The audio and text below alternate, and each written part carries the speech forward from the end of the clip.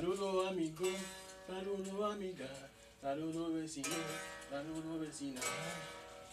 Cuando Palito no viene, la gente pregunta, ¿dónde tú estás metido? ¿A dónde tú estás metido? Llegó Palito, pero está buena. Llegó Palito, pero está dulce. Palito de coco, palito de coco. Coco, coco, coco, coco, coco, coco, está dulce. Coco, coco, coco, coco, coco, coco, está buena. Llegó Palito, está dulce. Llegó Palito, está buena. Palito de coco, palito de coco, palito de coco, palito de coco. Coco, coco, coco, está buena. Coco, coco, coco, coco, está dulce.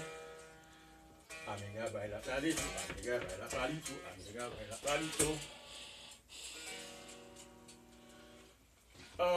Bueno, otra vez, una vez más, que venía a hablar con ustedes dominicanos para agradecerle a ustedes una vez más. Le dan la mano a otro haitiano más. Le dan la mano a mi hermano, que es Palito de Coco, que ustedes lo ayudaba y lo hace de todo por él.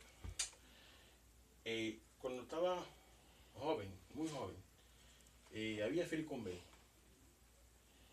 que usted da una mano también, que hoy usted me conoce ya americanos, que usted sabe que yo soy Black Cat y usted me conoce ya.